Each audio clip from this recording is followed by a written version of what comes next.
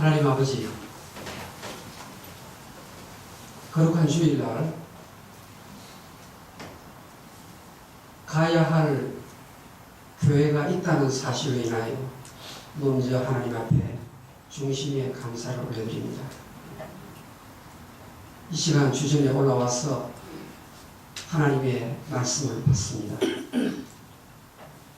말씀 전파의 전 과정을 하나님께서 친히 주도하시고 말씀을 듣는 결과까지도 성령께서 은혜롭게 인도하여 주시옵소서.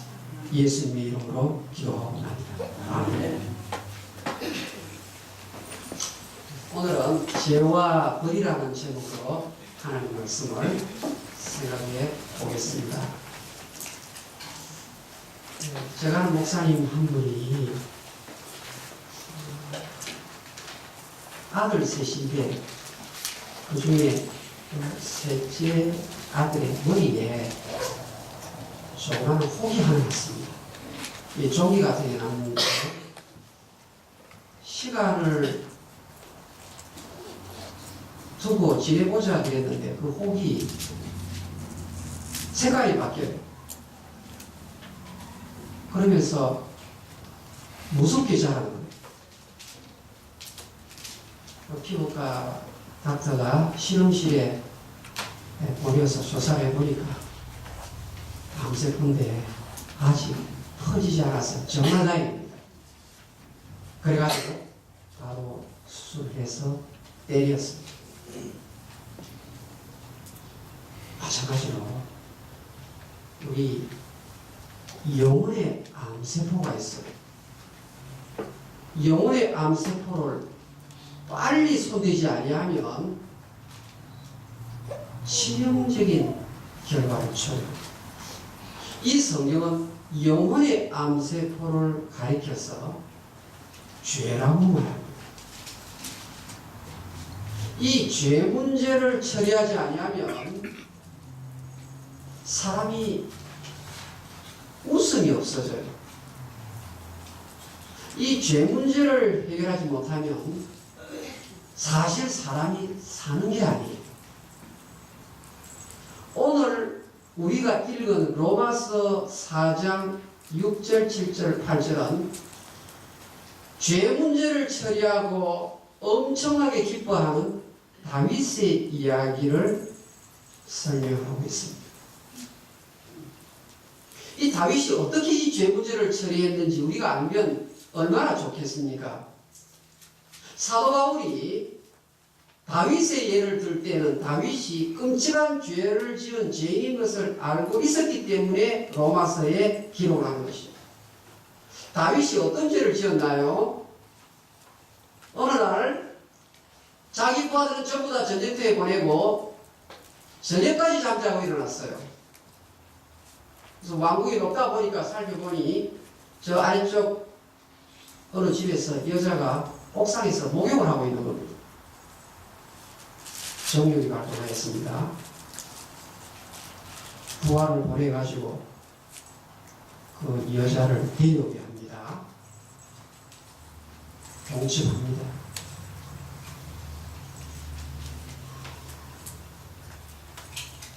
바로 우리아의 아내 바세바 이야기죠. 자, 이제 욕조는 채웠는데 겁이 납니다.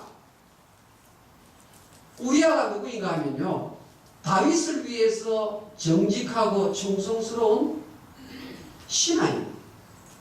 이 신하가 지금 최전방에 나가서 다윗 왕국을 위하여 지금 일하고 있는 상태입니다.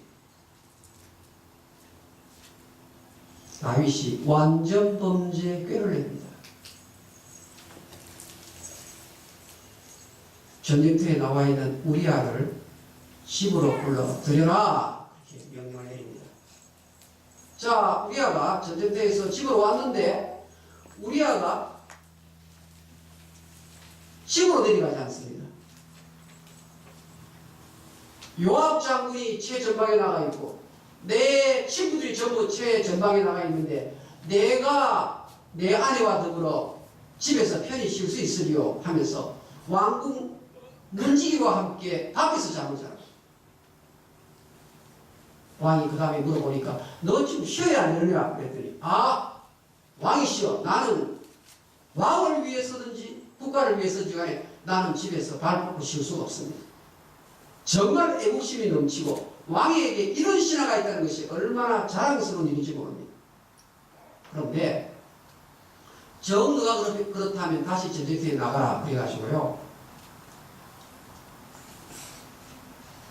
편지를 써가지고 우리아의 손에 딱 건네줍니다.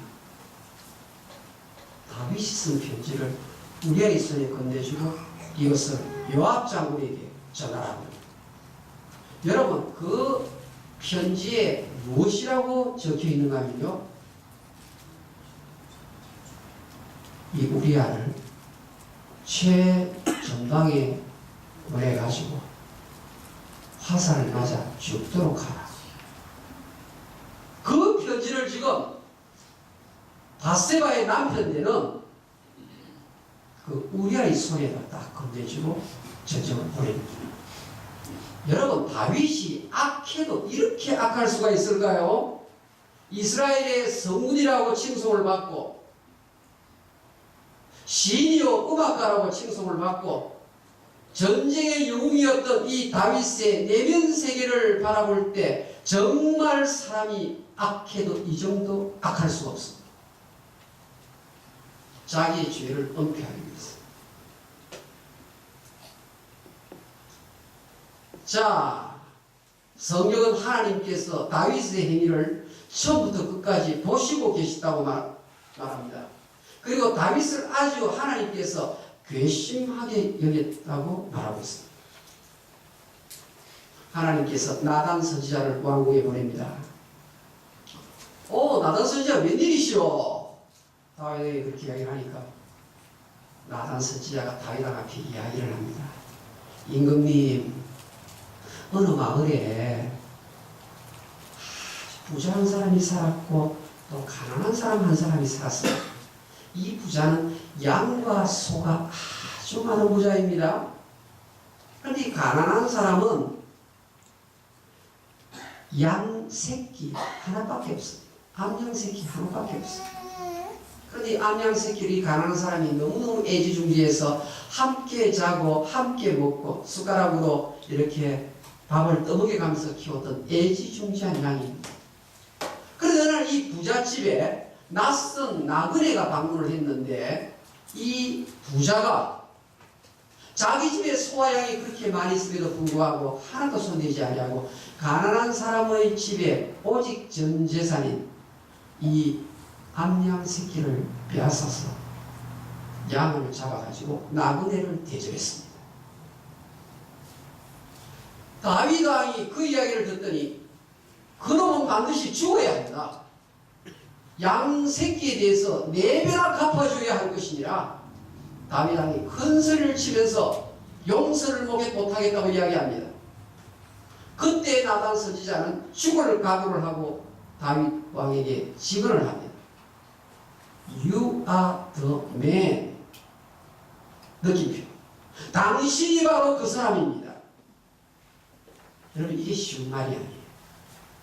너가 감히 누군데 내 앞에 이 말을 하느냐. 다윗 왕이 복음을 가지고 목을 치면 나단 선지자는 그 자리에서 죽는 겁니다. 그런데 직언을 합니다. 당신이 바로 그 사람입니다. 다윗 왕의 위대함은 여기에서 나타납니다.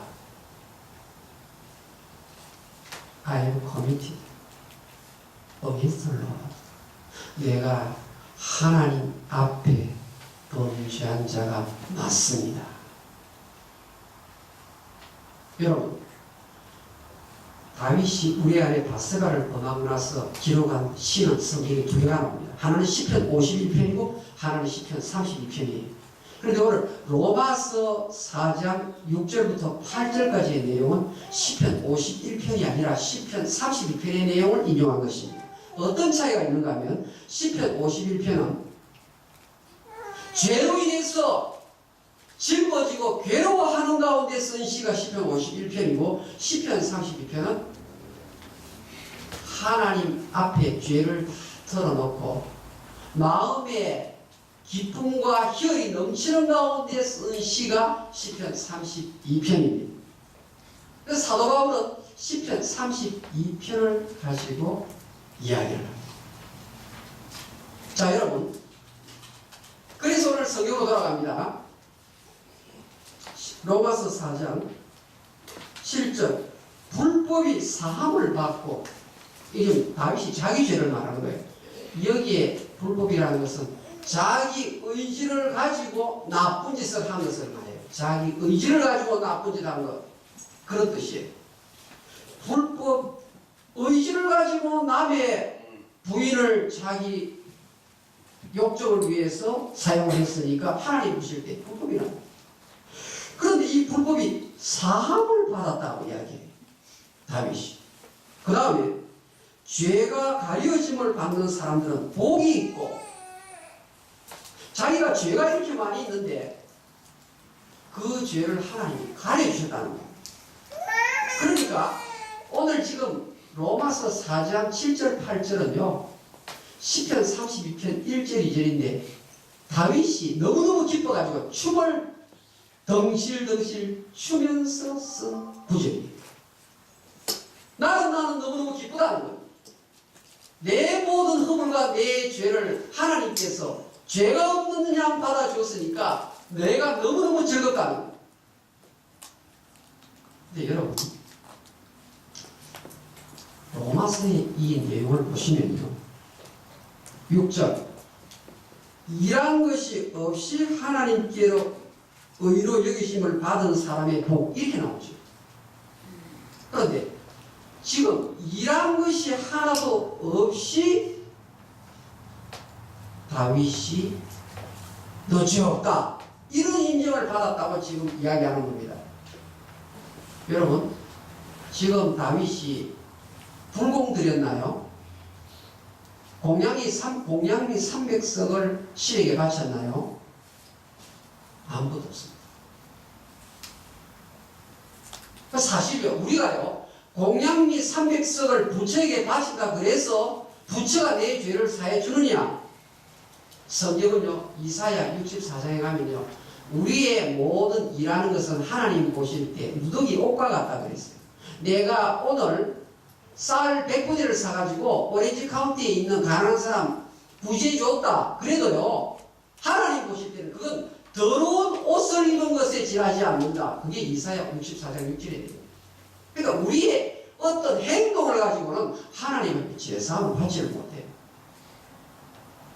자, 그런데 지금 이 로마서 부분을 제가 설명을 조금 더 자세히 하겠습니다. 들어보십시오.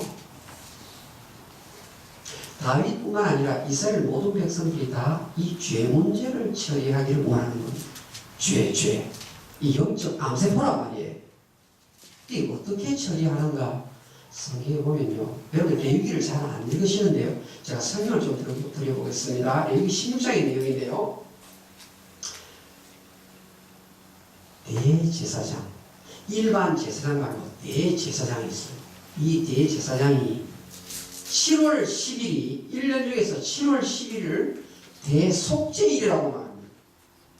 그러니까 평상시 제사장들은 날마다 하나님 전에 나가서 예물을 드리고 제사를 드리고 하나님 앞에 이렇게 회개를 하는데 대제사장이 1년에 한 번 7월 10일 날 이것이 대속죄일이에요. 이날 지성소에 들어가요.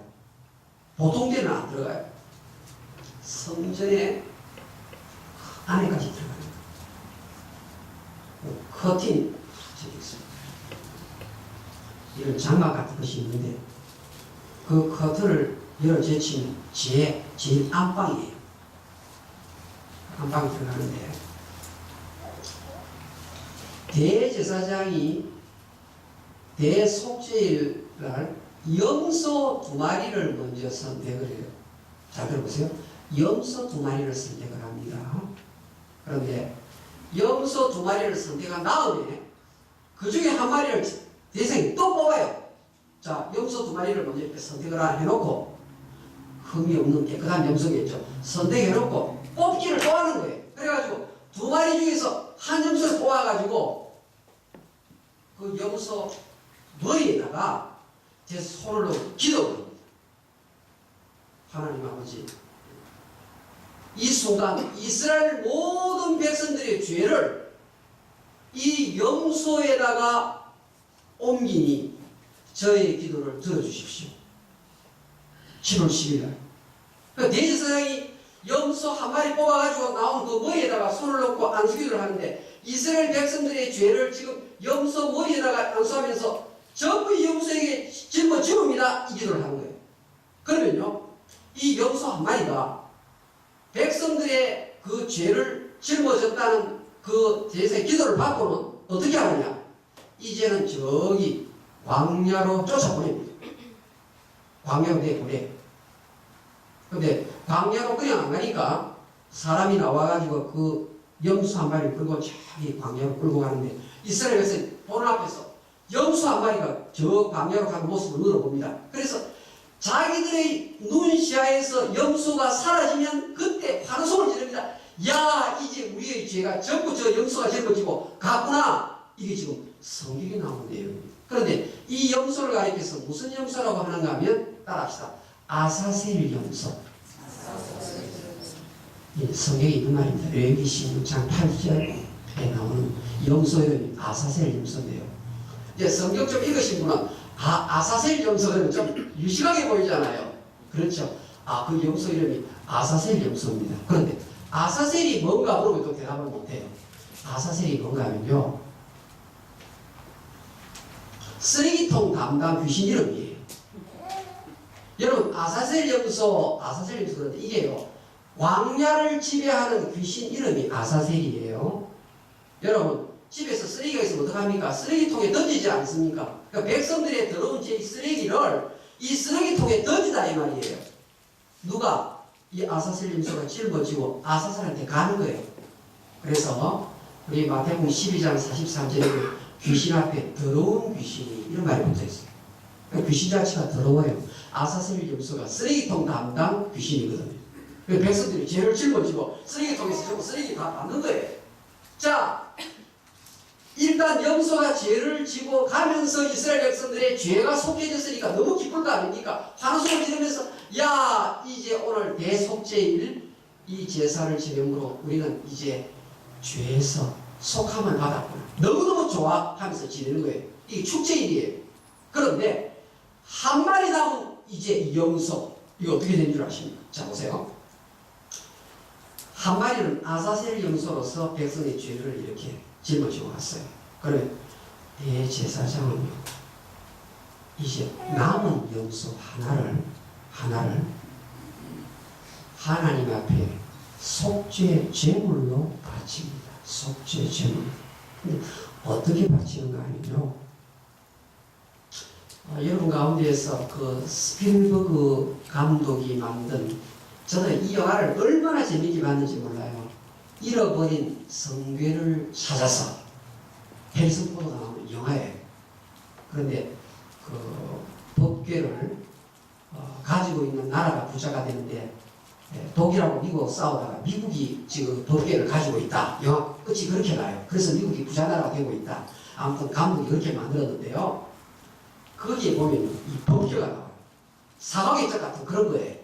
그런데 이 사각의자 같은 것이 그 성전 제일 안쪽에 안치가 되어 있어요.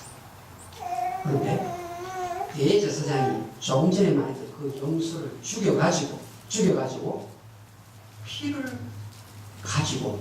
가지고 사과 상자 같은 사과 괴짝 같은 거기에 뚜껑이 덮여 있어요. 뚜껑. 사과 괴짝 같은 거기에 뚜껑이 덮여 있는데 뚜껑에다가 염소의 피를 바르는 거예요. 피를 바르는. 그러면 사과 괴짝 같은 그 박스가 무슨 박스인가 하면 성경은 법궤라고 말하기도 하고 언약궤라고 말하기도 해요. 성경에 나와요. 법궤라고 말하기도 하고 언약궤라고 말하기도 하고. 그런데 그 사과 박스 같은 그 속에 무엇이 들었는가 하면 성경은 세 가지가 들어있다. 그 이야기예요. 세 가지가 들어있다. 히브리서에 가면, 히브리서 9장에 가면 이 부분이 설명을 해놨어요. 자, 무엇이 들어가냐면요, 아론의 쌍난 지팡이가 그 안에 들어있어요. 아론의 쌍난 지팡이. 그 다음에 만나를 담은 항아리가 그 안에 들어있어요. 그 다음에는 십계명 돌판이 그 안에 들어있어요. 그런데 이 법계 언약계에서 이 세 가지가요, 10가지가 아니라 세 가지가 들어있는데 이 세 가지는요, 무엇을 나타내는가 하면요, 보세요. 십계명 돌판이 그 안에 왜 들어있는가 하면요, 이스라엘 백성들이 모세가 하나님 만나러 올라간 사이 밑에서 금송아지 우상을 만들고 춤추고 놀고 있는 거예요. 그래서 모세가 하나님 앞에 십계명 돌판을 받아 내려오는데 이스라엘 백성들이, 거룩하게 지내할 백성들이 세수가 되어 있는 거예요. 세상 것에 취해 있는 거예요. 그러니까 돌판을 던져가지고 깨뜨려버립니다. 그래서 다시 하나님께서 돌판, 십계명 돌판을 새로 주시는 거예요. 그 새 돌판을 이 사계장 안에 갖다 놓은 거예요. 그게 하나 들어갔어요. 두 번째, 하나님께서 모세형 아론을 대제사장으로 삼겠다 그러니까 이스라엘 백성들이, 아니 아론만 대제사장 됩니까? 우리도 다 자격이 있지 않습니까? 하면서 시기하면서 하나님의 지시에 대해서 대적을 한 거예요. 이스라엘 12지파의 모든 리더들이 하나님 왜 아론에게만 대제사장직을 주는 겁니까? 우리도 좀 자격이 있지 않습니까? 하나님의 분위에 대한 도전을 하는 거예요. 하나님께서 너희 12지파들 전부 두목들 지팡이 가지고 오너라. 지팡이를 딱 갖다 놓고 하룻밤 자고 일어나니까 다른 지팡이는 전부 다 그대로 있는데 아론이 갖다 놓은 그 지팡이는 싹이 돋고 우미 돋고 열매가 맺혀요. 그 지팡이 절대로 싹이 날 수 없잖아요. 그러니까 하나님의 권위에 너희들 도전하지 말라. 그것이 아론의 쌍난 지팡이. 그 쌍난 지팡이를 언약궤 안에다가 갖다 놓았다. 자, 세 번째, 만나라면 항아리인데요. 만나라는 것은 제가 생각할 때 하나님이 주신 음식 가운데서 이보다 더한 완전식품 없습니다. 지금 뭐 우리 홀푸드 마켓 가가지고 뭐 안 들어간 거 고르지요. 그렇죠. 조미료 안 넣은 음식 먹고 우리 나름대로 애를 쓰잖아요. 그런데 이 만나는요, 뭐 당뇨병 걱정이 없는 하나님이 주신 최고의 음식이에요. 하나님께서 하늘에서 내린 음식이란 말이에요. 그런데 그 음식을요, 40년 동안 먹으면서요, 입에서 불평, 불만 1등이 이스라엘 백성들이. 전 세계 어떤 백성도 이 음식을 먹어본 적이 없는데, 여러분 공교롭게도 이 만나 먹은 백성들이요, 광야 지내면서 감기 몸살했다는 기록이 없어요. 얼마나 이 음식이 완전식품이지요. 그런데 그것을 먹을 때마다 아, 고기가 먹고 싶다, 참외가 먹고 싶다, 수박이 먹고 싶다, 어니언이 먹고 싶다, 눈만 뜨면 불평하는 거예요. 그래서 만나 담은 항아리를 그 안에 두는 이유는요, 이스라엘 백성들이 하나님의 은혜를 망각하는 그 표시로 같다. 그러니까 언약궤 안에 들어있는 이 세 가지는요, 하나님의 은혜를 나타냄과 동시에 이스라엘 백성들이 하나님 앞에 지었던 죄를 대표하는 세 가지입니다. 자, 히브리서 우리 한번 봅시다. 시작 성경 봅니다. 히브리서 9장 설명을 조금 제가 드리겠습니다. 히브리서 9장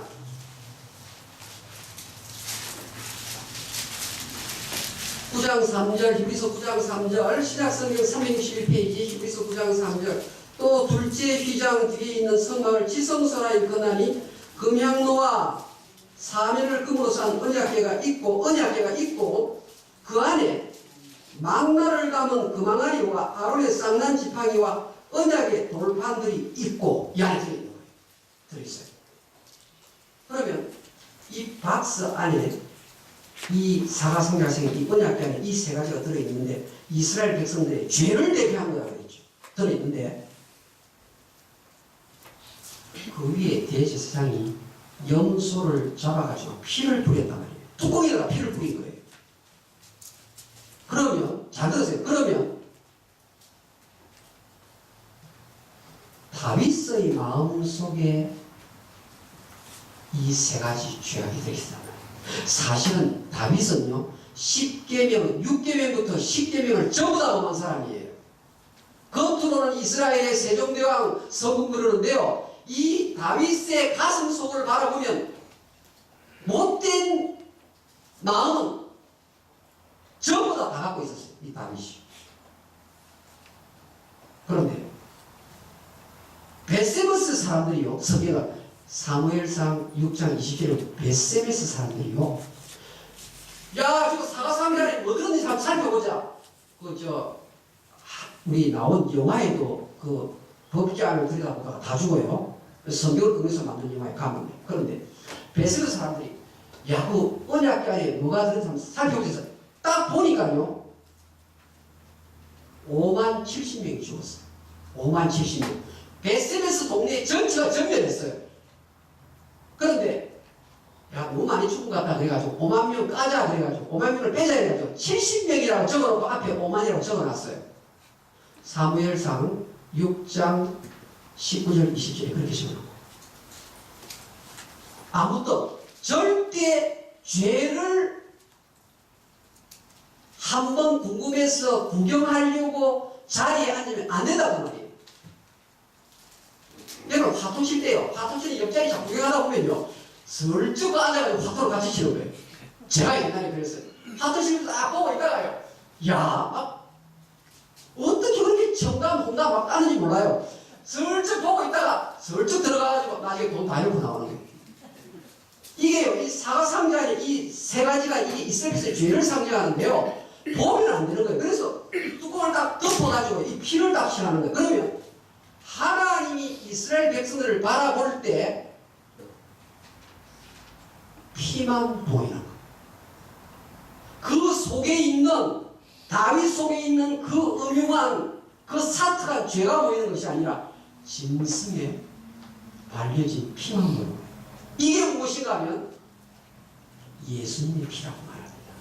신약 성경은 저와 여러분의 죄가 그렇게 많이 있다 할지라도 하나님께서 대제사장이 짐승을 잡아가지고 피를 가지고 그 사가상자 같은 언약궤의 뚜껑, 그것을 속죄소라고 이야기해요. 시은좌라고 이야기해요. 속죄하는 장소예요. 이 뚜껑을 갖다가 여기다 딱, 여보세요, 이 피를 안 바르면요 뚜껑이 열리는 거예요.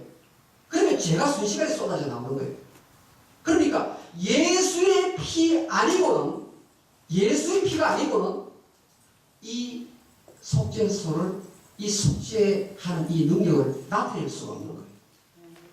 그런데요, 구약의 염소와 황소와 송아지의 제사를 지내는 사람은 효력이 1년밖에 안 나요. 죄를 가리기는 하지만 죄를 씻어내지를 못해요.